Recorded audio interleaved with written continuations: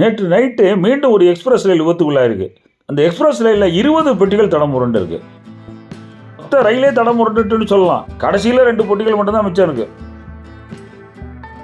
காசியில் புறப்பட்ட இந்த எக்ஸ்பிரஸ் கவிழ்ந்த இடம் கோவிந்தபூர். விபத்துக்குள்ளான இந்த எக்ஸ்பிரஸ் சபர்மதி எக்ஸ்பிரஸ். வாரணாசியில் இருந்து அகமதாபாத் போயிட்டு இருந்தது. Train number 19168.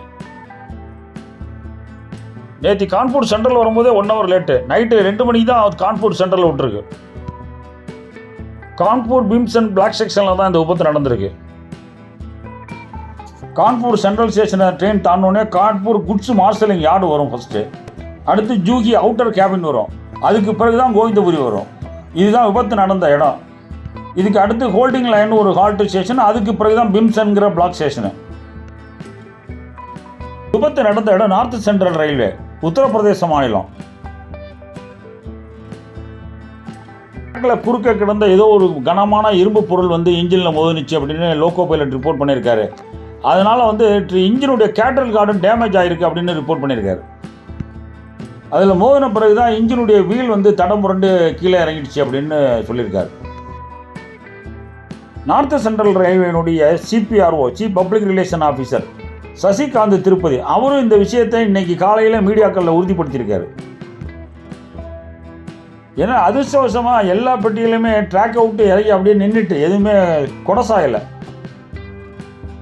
இதனால் அந்த செக்ஷனில் பல ட்ரெயின்களை நைட் ரத்து பண்ணிட்டாங்க. ஒரு 3 ட்ரெயினை டைவர்ட் பண்ணி அனுப்புனாங்க. மிட் நைட்டு பேசஞ்சர்ஸுகளுக்கெல்லாம் என்ன நடந்துன்னே தெரியல, நல்ல தூக்கத்தில் இருந்தாங்க. கான்பூரில் ஏறின பேசஞ்சர், கொஞ்சம் நஞ்சம் பேசஞ்சர் முடிச்சுட்டு இருந்தவங்க தான் ஏதோ அன்யூஸ்வலாக ட்ரெயினில் சவுண்டு கேட்குது, வண்டி தடம் புரண்டுருக்குங்கிறத உணர்ந்தாங்க. அதுக்கப்புறம் பேசஞ்சர்ஸ் எல்லாம் அலர்ட் ஆகி எல்லாம் லக்கேஜுகள் எடுத்துகிட்டு கீழே இறங்க ஆரம்பிச்சிட்டாங்க. கான்பூர் ஜங்ஷன் பக்கத்தில் இருந்ததுனால உடனடியாக ஏற்பாடு பண்ணிட்டாங்க. ஃபஸ்ட்டு கான்பூர் ஸ்டேஷனில் ஒரு மெமோ ட்ரெயின் இருந்தது, ஒரு 8 பெட்டியோட. அதை உடனே ஸ்டார்ட் பண்ணி ஸ்பாட்டுக்கு கொண்டு வந்துட்டாங்க. அதில் நிறைய பேசஞ்சர்ஸ் ஏற்றிக்கிட்டு போனாங்க. ஆக்சிடென்ட் ரிலீஃப் ட்ரெயினு, ஆம்புலன்ஸ் எல்லாமே அரேஞ்ச் பண்ணியிருந்தாங்க. மெமோ ட்ரெயினை தவிர கான்பூர்லேருந்து பஸ்ஸஸ் வேறு அரேஞ்ச் பண்ணியிருந்தாங்க. என்ஜினோட வீல் எந்த அளவுக்கு இறங்கியிருக்கு பாருங்க.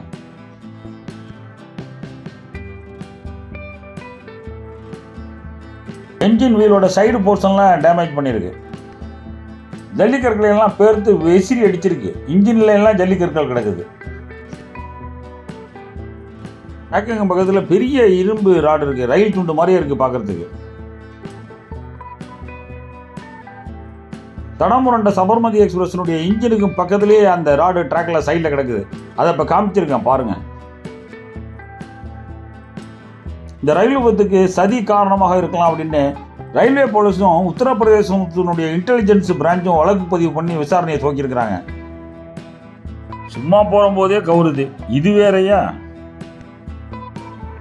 இந்த ரயில் விபத்தில் ஒரே ஒரு ஆறுதல், எந்த அசம்பாவிதமும் நடக்கல.